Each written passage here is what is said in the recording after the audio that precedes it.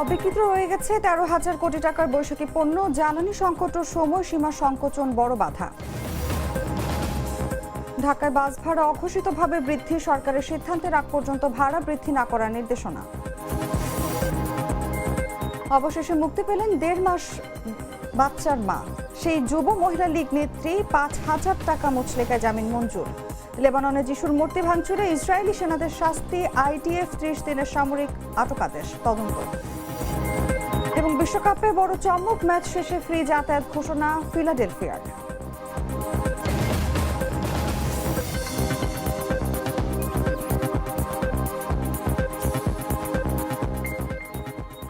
এতক্ষণ শুনছিলেন সংবাদ শিরোনাম। দর্শক, আমন্ত্রণ দুপুর ৩টার সংবাদে। সঙ্গে আছি আমি অনুভা বিশ্বাস।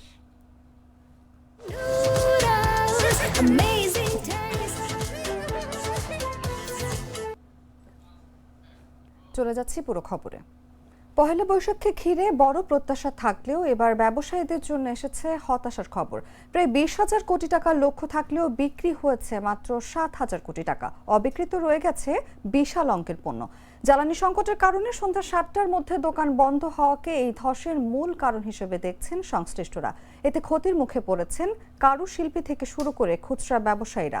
পরিস্থিতি সামাল দিতে দোকান খোলা রাখার সময় বাড়ানোর দাবি জানিয়েছেন ব্যবসায়ীরা। এমদাদুল হক তুহিনের পাঠানো তথ্যে বিস্তারিত জাগো ডেস্ক রিপোর্টে। পহেলা বৈশাখকে ঘিরে বড় বাণিজ্যিক প্রত্যাশা থাকলেও এবার হতাশা ঘিরে ধরেছে দেশের ফ্যাশন ও খুচরা ব্যবসা খাতকে। সংশ্লিষ্টদের হিসাবে প্রায় ১৩,০০০ কোটি টাকার বৈশাখী পণ্য অবিকৃত রয়ে গেছে। ব্যবসায়ীরা জানাচ্ছেন, এবারের বৈশাখ উপলক্ষে প্রায় ২০,০০০ কোটি টাকার বেচাকেনার লক্ষ্য ছিল, কিন্তু বাস্তবে বিক্রি হয়েছে মাত্র ৭,০০০ কোটি টাকার মতো, অর্থাৎ মোট পণ্যের প্রায় ৪০% বিক্রি হয়নি। এর প্রধান কারণ হিসেবে উঠে এসেছে জ্বালানি সংকট। সরকার নির্ধারিত সময় অনুযায়ী সন্ধ্যা ৭টার মধ্যে দোকান ও বিপণী বিতান বন্ধ করতে হওয়ায় মূল বিক্রির সময়টাই হাতছাড়া হয়েছে। ব্যবসায়ীদের মতে, সাধারণত সন্ধ্যার পর থেকে ক্রেতাদের ভিড় বাড়ে, কিন্তু সেই সময়ই দোকান বন্ধ থাকায় বিক্রি কমে যায়। ফ্যাশন উদ্যোক্তারা বলছেন, গত বছরের তুলনায় প্রস্তুতি ছিল অনেক বেশি। ঈদ ও বৈশাখের মধ্যে সময়ের ব্যবধান থাকায় নতুন ডিজাইন ও পণ্য বাজারে আনা হয়েছিল ব্যাপকভাবে। তবে প্রত্যাশা অনুযায়ী ক্রেতা না আসায় বড় অংশের পণ্য অবিকৃত থেকে গেছে। বিভিন্ন ব্র্যান্ডের দাবি ২০ থেকে ৫০% পর্যন্ত পণ্য বিক্রি হয়নি। এতে ক্ষতিগ্রস্ত হয়েছেন কারুশিল্পী, ডিজাইনার, উৎপাদক থেকে শুরু করে খুচরা ব্যবসায়ীরা।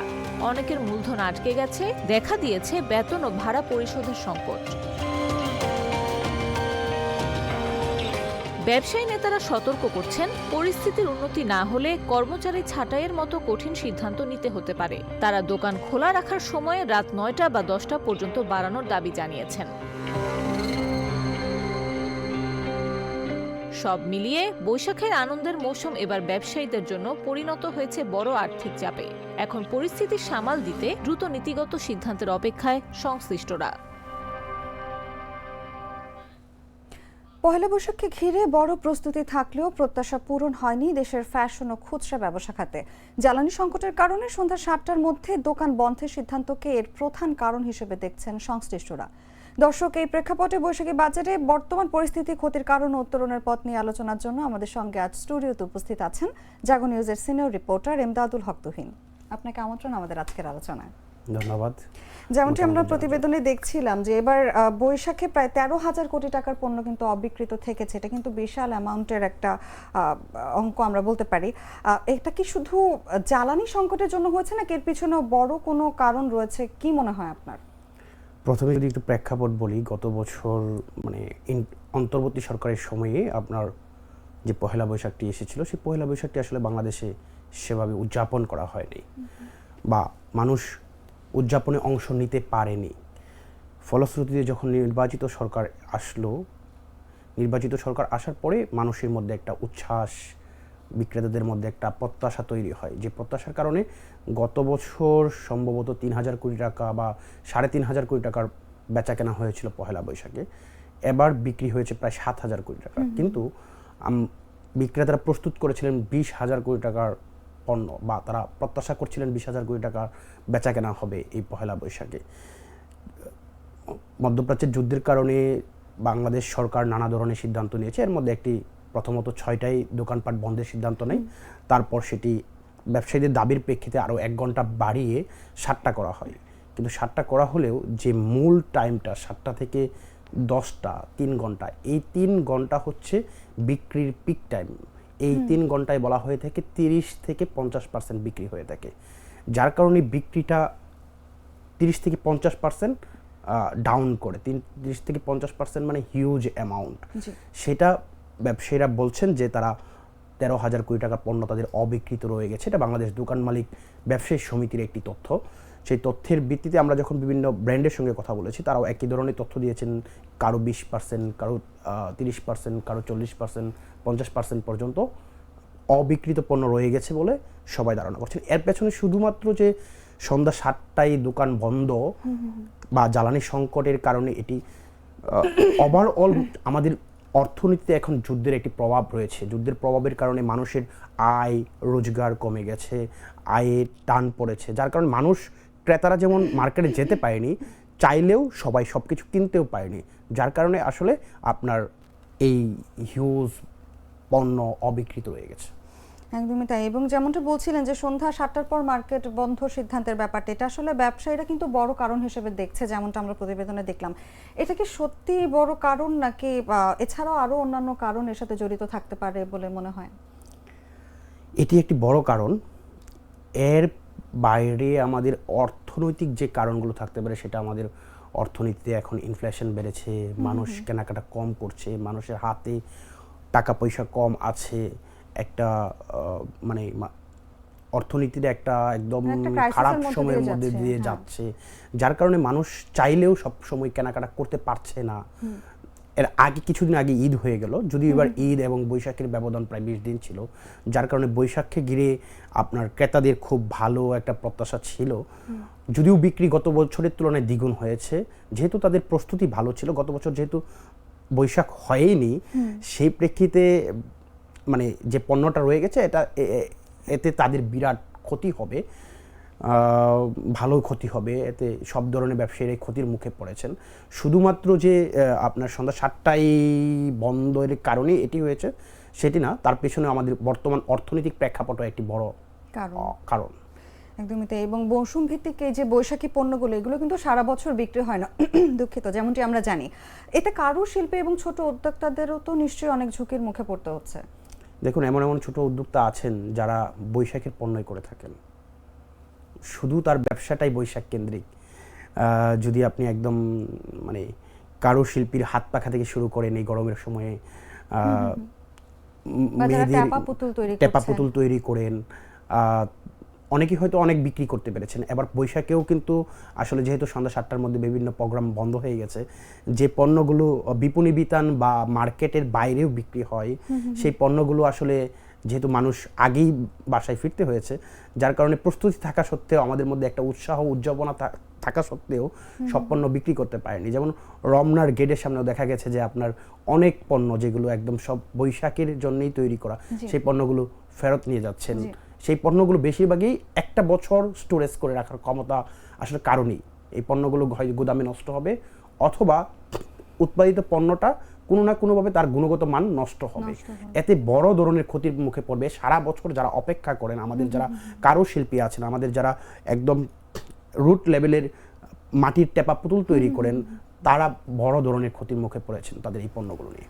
এই যে ব্যবসায়ীরা কিন্তু দোকান খোলা রাখার সময় রাত পর্যন্ত বাড়ানোর দাবি জানিয়েছেন, এটি বাস্তবায়ন হলে আসলে পরিস্থিতিকে ঘুরে দাঁড়াতে পারে, নাকি আমাদের আসলে নীতিগত কোনো পরিবর্তনের দরকার আছে? এই প্রেক্ষাপটটা যদি একটু বলি, আমরা রোজার ঈদটা খুব ভালো করেছেন দেশের ব্যবসায়ীরা, কারণ রোজার ঈদে মধ্যপ্রাচ্যের যুদ্ধ ছিল না, জ্বালানি সংকট ছিল না, আমাদেরকে এই প্রেক্ষাপটে পড়তে হয় নাই।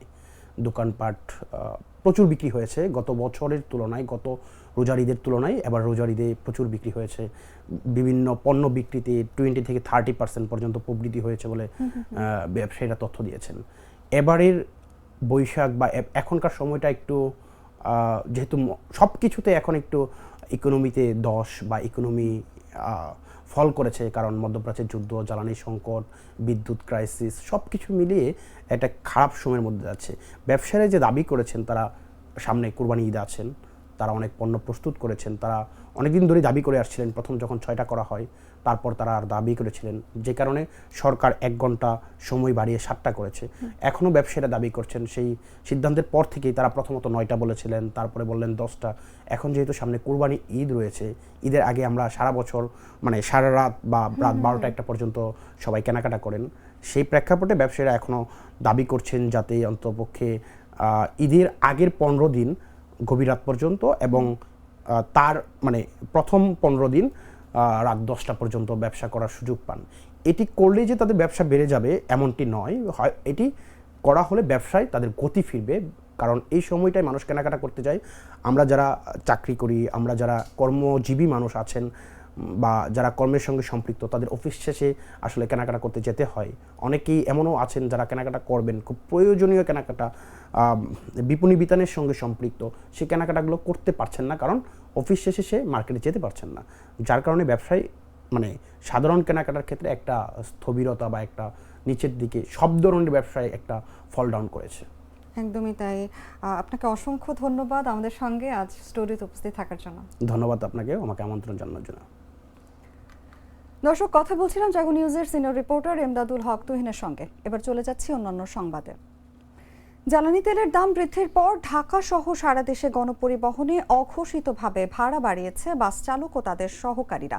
এতে যাত্রীদের সঙ্গে প্রায় বাকবিতণ্ডায় জড়াতে হচ্ছে। পরিস্থিতি নিয়ন্ত্রণে সরকারিভাবে সিদ্ধান্ত না আসা পর্যন্ত বাড়তি ভাড়া না নিতে নির্দেশ দিয়েছে বাংলাদেশ সড়ক পরিবহন মালিক সমিতি। মঙ্গলবার রাতে দেয়া এক বিবৃতিতে মহাসচিব মোহাম্মদ সাইফুল আলম এই নির্দেশনা জানান। এতে বলা হয়, সরকার ভাড়া সমন্বয় না করা পর্যন্ত পূর্বের ভাড়াই কার্যকর থাকবে। একই সঙ্গে ডিজেলের দাম 15 টাকা বৃদ্ধি সহ ডলারের মূল্যের ঊর্ধ্বগতিতে পরিবহন ব্যয় বেড়েছে উল্লেখ করে দ্রুত ভাড়া সমন্বয়ের দাবি জানানো হয়। এদিকে মধ্যপ্রাচ্যে যুদ্ধ পরিস্থিতিতে বিশ্ববাজারে জ্বালানি তেলের দাম বেড়েছে। বাংলাদেশে 19 এপ্রিল মধ্যরাত থেকে নতুন মূল্য কার্যকর হয়। এতে ডিজেল 100 থেকে 115, অকটেন 120 থেকে 140, পেট্রোল 116 থেকে 135 এবং কেরোসিন 112 থেকে 130 টাকা নির্ধারণ করা হয়েছে। এতে পরিবহন খাতে নতুন করে ভাড়া সমন্বয়ের চাপ তৈরি হয়েছে, যাত্রীদের ভোগান্তি বাড়ছে।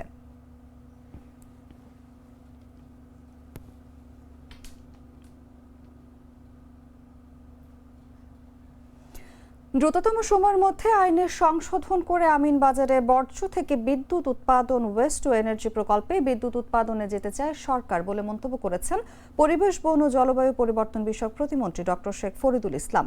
সাভারে ডিএনসিসির বর্জ্য ডিসপোজাল এলাকা আমিনবাজার ল্যান্ডফিল পরিদর্শন শেষে সাংবাদিকদের সঙ্গে আলাপকালে তিনি এই মন্তব্য করেন। প্রতিমন্ত্রী বলেন, প্রকল্পের সব প্রস্তুতি সম্পন্ন থাকলেও পরিবেশ অধিদপ্তরের চূড়ান্ত ছাড়পত্র না পাওয়ায় প্রকল্পের কাজ শুরু করা যাচ্ছে না। তাই দ্রুততম সময়ে এই সমস্যা সমাধান করে যাচ্ছে তার মন্ত্রণালয়। তিনি জানান, প্রকল্পটি বাস্তবায়ন হলে 42 মেগাওয়াট বিদ্যুৎ উৎপাদন করা সম্ভব। একই সঙ্গে বায়ু দূষণ ও নদী দূষণও কমে আসবে বলে প্রত্যাশা করেন তিনি।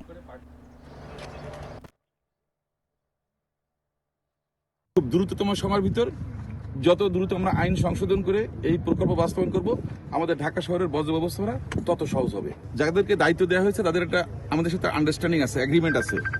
ঢাকা সিটির সাথে, মনে করেন এখানে পরিবেশের সাথে বা অন্যদের সাথে সবার সাথে কিন্তু একটা আন্ডারস্ট্যান্ডিং আছে। সুতরাং এখানে কিন্তু আমাদেরকে যার যার অবস্থান থেকে দায়িত্ব পালন করতে হবে। আমার আসার মূল উদ্দেশ্য হচ্ছে যেহেতু পরিবেশের ছাড়পত্রের জন্য এটা আটকে আছে এবং খানিকটা বলা চলে যে মানে চাইনিজ যে কোম্পানিটা আছে তারা শতভাগ ডকুমেন্টেশন কমপ্লিট না করে তারা কাজ শুরু করতে চাচ্ছে না। তো সেইটা আশ্বস্ত করার জন্য সরকারের পক্ষ থেকে আমি বলছি যে আমরা আমাদের পক্ষ থেকে যতটুকু সম্ভব দ্রুততম সময়ের ভিতর এটা আমরা তাদেরকে দিয়ে দিব। আর আসার মূল উদ্দেশ্য হচ্ছে নিজের চোখে দেখা যে আসলে সত্যিকার অর্থে এখানে কি হচ্ছে। তো এখানে যেটা দেখলাম, ওখানে যে পানি যে পরিশোধিত করা হচ্ছে বা ওখানকার যে বর্জ্য ব্যবস্থাপনা তারা চেষ্টা করছে, তাদের ক্ষুদ্র সামর্থ্য দিয়েও তারা চেষ্টা করছে এটাকে একটা সুন্দরভাবে রাখার জন্য। কারণ আপনি দেখেন ঢাকা শহরে প্রত্যেক দিন টনকে টন মনে করেন বর্জ্য আসতেছে, আমাদের মানে যে বর্জ্যগুলো আছে মনে করেন কিচেন বর্জ্য। তো এটা তো রাতারাতি ওইভাবে ঠিক করা সম্ভব না। তো আমরা যদি এরকম একটা প্রজেক্ট বাস্তবায়ন করতে পারি, অ্যাটলিস্ট 70% 80% বেনিফিট আমরা পাবো। রাজধানীর তেজগাঁও থানায় দায়ের করা বিস্ফোরক সহিংসতার মামলায় গ্রেফতার হয়ে কারাগারে থাকা এজাহারভুক্ত আসামি শিল্পী বেগম অবশেষে জামিন প্রক্রিয়া শেষে মুক্তি পেয়েছেন। তার সঙ্গে থাকা 1.5 মাস বয়সী নবজাতক শিশুকেও কাশিমপুর মহিলা কারাগার থেকে মুক্তি দেওয়া হয়েছে। বুধবার সকালে তারা মুক্তি পান। আইনজীবী ফারজানা ইয়াসমিন রাখি বিষয়টি নিশ্চিত করেছেন। এর আগে জামিন মঞ্জুর হলেও বিচারকের স্বাক্ষর বাকি থাকায় মুক্তি বিলম্বিত হয় এবং মা ও শিশুকে এক রাত কারাগারে থাকতে হয়।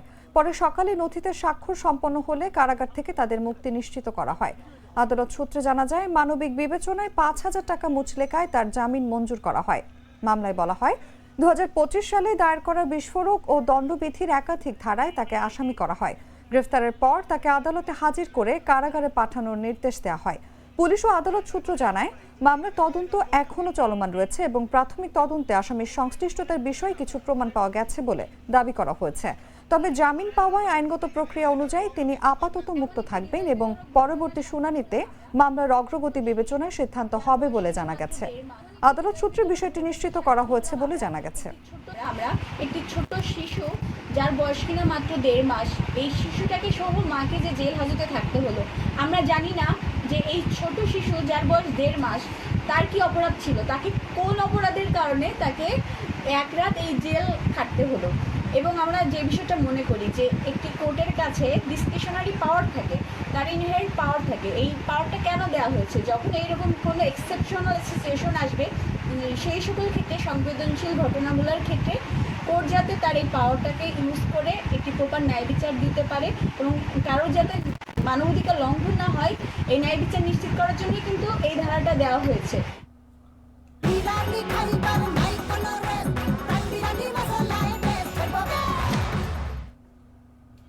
আসন্ন ঈদুল আজহার সামনে রেখে জমে উঠেছে কোরবানির পশুর হাট। খামারে খামারে শেষ মুহূর্তের প্রস্তুতি। তবে লাভের স্বপ্ন দেখলেও শঙ্কা কাটছে না খামারিদের। গোখাদ্যের বাড়তি দাম আর ভারতীয় গরু আমদানির আশঙ্কায় উদ্বিগ্ন তারা। বিস্তারিত জাগো ডেস্ক রিপোর্টে। কিশোরগঞ্জের ভৈরব উপজেলায় কোরবানির ঈদ ঘিরে এখন ব্যস্ত সময় পার করছেন খামারিরা। ছোট বড় মিলিয়ে ২,২১৭টি খামারে প্রস্তুত করা হয়েছে ২৮,৫৩৮টি পশু। এর মধ্যে রয়েছে ষাঁড়, বলদ, গাভী, মহিষ, ছাগল, ভেড়া ও দুম্বা। স্থানীয় চাহিদা মিটিয়ে বাড়তি ১০ থেকে ১১,০০০ পশু অন্য জেলাতেও সরবরাহ করা সম্ভব বলে জানিয়েছেন সংশ্লিষ্টরা। খামারিরা বলছেন, সম্পূর্ণ দেশীয় পদ্ধতিতে লালন পালন করা এসব পশু নিরাপদ ও হালাল। তবে উৎপাদন খরচ বেড়ে যাওয়ায় লাভ নিয়ে শঙ্কা রয়েছে। প্রতি বছরের নিয়ে এবারও আমি আমার রোজেন ডেয়ারি ফার্মে মোটা তাজাকরণ ঈদ সামনে রেখে এটা প্রস্তুত করেছি, প্রায় ২০-২২টা হবে। আমাদের তো জিনিসপত্রের দাম এমনিতে অনেক বেশি, দাম বেশি। গোখাদ্য যে অবস্থা গরুর খাদ্যের, এটা ওভারঅল সবসময় একটু বেশি থাকে, তবে এবারের তুলনাটা একটু অন্যরকম। দেশের অবস্থা তো পুরো পৃথিবীর অবস্থা একটা অন্যরকম অবস্থা। আমরা অনেক দুশ্চিন্তার মধ্যে আছি, সব কিছু হাতের নাগালে পাচ্ছি না। আর গরুর খাদ্যটা অনেক দাম। জমিতে যে ঘাস করা, এটা মোটামুটি এবার ভালোভাবে করছি, এটার ফলন ভালো হয়েছে। গোখাদ্যের দাম বাড়ায় এবার পশু মোটাজাতকরণে খরচ বেড়েছে কয়েক গুণ। তবুও কোনো ক্ষতিকর ওষুধ ব্যবহার না করে প্রাকৃতিক উপায়ে পশু প্রস্তুত করেছেন খামারিরা। সকালে উঠে ঘুমেতে পরিষ্কার করার লাগে, পরিষ্কার করে পরে আবার খাওয়ান দানাদার দেই, দানাদার দিয়া খাওয়াটা আবার গোসল টোল করায়। এই কুড়া ভুসি আর দানাদার, করে তোমার ভুট্টা আছে, এবারে ডার্বি আছে। তবে সবচেয়ে বড় দুশ্চিন্তা সীমান্ত দিয়ে ভারতীয় ও নেপালি গরু আমদানির সম্ভাবনা। খামারিদের দাবি, আমদানি বন্ধ থাকলে দেশীয় খামারিরাই লাভবান হবেন। উপজেলা প্রাণী সম্পদ দপ্তর বলছে, সারা বছর খামারিদের প্রশিক্ষণ, পরামর্শ ও চিকিৎসা সহায়তা দেয়া হয়েছে। নতুন করে প্রায় ৩০০ উদ্যোক্তাও যুক্ত হয়েছেন এ খাতে। আসন্ন কুরবানি ঈদকে সামনে রেখে প্রায় ২,২১৭ জন খামারি আমাদের উপজেলায় গরু মোটাতাজাকরণ করতেছে। এই গরু মোটাতাজাকরণের ভিতরে প্রায় ১৪,০০০ রয়েছে গবাদি পশু, ১০,০০০ রয়েছে, ১১,০০০ রয়েছে ছাগল, কিছু সংখ্যক ভেড়া রয়েছে ৩-৪ হাজারের মতো এবং প্রায় ৭৫০র মতো মহিষ রয়েছে। এগুলি সব আসন্ন কুরবানি ঈদকে উপলক্ষ করেই আমাদের খামারিরা লালন পালন করছে। এই খামারগুলিতে কোনো স্টেরয়েডের কোনো প্রাদুর্ভাব নাই এবং সম্পূর্ণ প্রাকৃতিকভাবেই এই খামারগুলিতে গবাদি পশু আমরা লালন পালন করছি। চাহিদার তুলনায় বেশি পশু প্রস্তুত থাকলেও বাজার নিয়ন্ত্রণ আর আমদানি নীতির ওপরই নির্ভর করছে খামারিদের লাভ লোকসান। নিউজ ডেস্ক, জাগো নিউজ।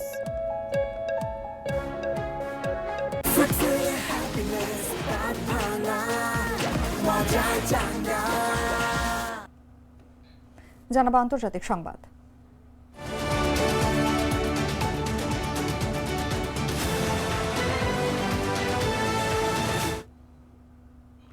লেবাননের সামরিক অভিযানের সময় যিশু খ্রিস্টের একটি মূর্তি ভাঙচুরের ঘটনায় 2 ইসরায়েলি সেনাকে শাস্তি দেওয়া হয়েছে।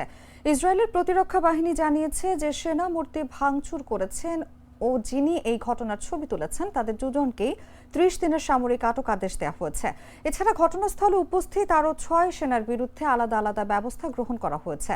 তাদের বিরুদ্ধে যিশুর মূর্তি ভাঙচুরের সময় বাধা না দেয়া বা হস্তক্ষেপ না করায় এবং এই ঘটনার রিপোর্ট না করার অভিযোগ আনা হয়েছে বলেও জানায় আইডিএফ। শাস্তি পাওয়া 2 সেনার নাম প্রকাশ করা হয়নি, তবে আইডিএফ বলেছেন তদন্ত শেষে ওই 2 সেনাকে যুদ্ধের দায়িত্ব থেকে সরিয়ে নেওয়া হবে। ভাইরাল হওয়া ছবিতে দেখা যায় এক ইসরায়েলি সেনা বড় আকারের একটি ভারী হাতুড়ি দিয়ে ক্রুশবিদ্ধ যিশুর মূর্তির মাথায় আঘাত করছেন। মূর্তিটি ক্রুশ থেকে খুলে পড়ে যায়। ঘটনাটি ঘটে দক্ষিণ লেবাননের দেবেল গ্রামে। এই সপ্তাহের শুরুতে ছবিটি অনলাইনে ব্যাপকভাবে ছড়িয়ে পড়লে তীব্র সমালোচনা শুরু হয়। অনেকে এই ঘটনার নিন্দা জানান। এই নিয়ে ব্যাপক বিতর্কের মুখে ইসরায়েলের প্রধানমন্ত্রী বেঞ্জামিন নেতানিয়াহু বলেন, যা ঘটেছে তা দেখে তিনি স্তম্ভিত ও দুঃখিত। মঙ্গলবারের এক বিবৃতিতে আইডিএফ জানায়, ঘটনার তদন্তে ওই সেনাদের আচরণ আইডিএফ এর নির্দেশনা ও মূল্যবোধ থেকে সম্পূর্ণভাবে বিচ্যুত ছিল বলে প্রমাণিত হয়েছে। আইডিএফ এ ঘটনার জন্য গভীর দুঃখ প্রকাশ করেছে। স্থানীয় লোকজন জানিয়েছেন, দেবেলের প্রান্তে একটি বাড়ির বাইরে ক্রুশবিদ্ধ ওই যিশুর মূর্তিটি স্থাপন করা ছিল। ইসরায়েল ও হিজবুল্লাহর মধ্যে সংঘাত চলাকালে যে কয়টি গ্রামে মানুষ থেকে গেছে, দেবেল তার মধ্যে একটি।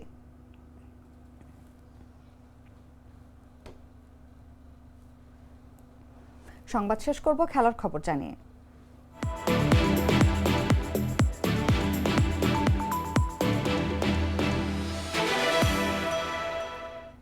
আসন্ন ফিফা বিশ্বকাপ 2026 ঘিরে যখন ভ্রমণ খরচ নিয়ে দর্শকদের দুশ্চিন্তা বাড়ছে, তখন বড় স্বস্তির খবর দিয়েছে ফিলাডেলফিয়া। শহরটিতে অনুষ্ঠিত 6টি ম্যাচ শেষে সমর্থকদের জন্য থাকছে সম্পূর্ণ বিনামূল্যে ট্রেন যাতায়াত সুবিধা। South eastern Pennsylvania transportation authority জানিয়েছে, হাফ টাইম থেকে ম্যাচ শেষের 2 ঘন্টা পর্যন্ত এই সুবিধা চালু থাকবে। এতে হাজারো দর্শক সহজেই নিরাপদে স্টেডিয়াম থেকে ফিরতে পারবেন। বিস্তারিত জাগো ডেস্ক রিপোর্টে। একদিকে বিশ্বকাপের উত্তেজনা, অন্যদিকে ট্রেনের টিকিট 1200 টাকা থেকে বেড়ে প্রায় 9300। হোটেল, বিমান সবকিছুর দাম আকাশ ছোঁয়া। দর্শকদের মাথায় হাত যখন খরচের হিসাব নিয়ে, ঠিক তখনই এক শহর দিল চমক। খেলা শেষে ফিরতে লাগবে না 1 টাকাও। আসন্ন ফিফা বিশ্বকাপ 2026 ঘিরে যখন ভ্রমণ খরচ ও আবাসনের দাম নিয়ে চলছে ব্যাপক আলোচনা, তখন দর্শকদের জন্য বড় ঘোষণা দিয়েছে যুক্তরাষ্ট্রের ফিলাডেলফিয়া। জানা গেছে, এই শহরে অনুষ্ঠিত হবে বিশ্বকাপের মোট 6টি ম্যাচ, যার মধ্যে থাকবে গ্রুপ পর্ব ও নকআউট ম্যাচও। ফিলাডেলফিয়া সকার এবং ট্রাভেল রেন্টাল প্ল্যাটফর্ম এয়ারবিএনবি এর যৌথ উদ্যোগে ঘোষণা করা হয়েছে, ম্যাচ শেষে দর্শকরা পাবেন সম্পূর্ণ বিনামূল্যে যাতায়াত সুবিধা। বিশেষ করে শহরের প্রধান ভেন্যু লিংকন ফিনান্সিয়াল ফিল্ড থেকে ম্যাচ শেষে বাড়ি ফেরার পথে কোনো ট্রেন ভাড়া লাগবে না সমর্থকদের। South eastern Pennsylvania transportation authority জানিয়েছে, হাফ টাইম থেকে শুরু করে ম্যাচ শেষের পরবর্তী 2 ঘন্টা পর্যন্ত ট্রেন পরিষেবা থাকবে সম্পূর্ণ ফ্রি, অর্থাৎ হাজার হাজার দর্শক সহজেই নিরাপদে ও বিনামূল্যে ফিরতে পারবেন। এই উদ্যোগে স্বাগত জানিয়েছেন পেনসিলভানিয়ার গভর্নর জশ শাপিরো। তিনি বলেন, বিশ্বকাপকে ঘিরে এটি ফিলাডেলফিয়ার জন্য একটি ঐতিহাসিক সময়, আর দর্শকদের সুবিধার্থে পরিবহন ব্যবস্থায় বড় বিনিয়োগ করা হয়েছে। অন্যদিকে যখন বিশ্বকাপ ঘিরে পরিবহন ও থাকার খরচ নিয়ে সমালোচনা চলছে, তখন ফিলাডেলফিয়ার এই সিদ্ধান্ত দর্শকদের কাছে স্বস্তির বার্তা হিসেবে এসেছে। নিউজ ডেস্ক, জাগো নিউজ। সংবাদ শেষ করার আগে শিরোনামগুলো জানিয়ে দিচ্ছি আরো একবার। অবিকৃত রয়ে গেছে 13,000 কোটি টাকার বৈশাখী পণ্য। জ্বালানি সংকট ও সময়সীমা সংকোচন বড় বাধা। ঢাকায় বাস ভাড়া অঘোষিতভাবে বৃদ্ধি, সরকারের সিদ্ধান্তের আগ পর্যন্ত ভাড়া বৃদ্ধি না করার নির্দেশনা। অবশেষে মুক্তি পেলেন 1.5 মাসের বাচ্চার মা, সেই যুব মহিলা লীগ নেত্রী। 5,000 টাকা মুচলেকায় জামিন মঞ্জুর। লেবাননে যিশুর মূর্তি ভাঙচুরে ইসরায়েলি সেনাদের শাস্তি, আইডিএফ 30 দিনের সামরিক আটক আদেশ তদন্ত। এবং বিশ্বকাপে বড় চমক, ম্যাচ শেষে ফ্রি যাতায়াত ঘোষণা ফিলাডেলফিয়ার।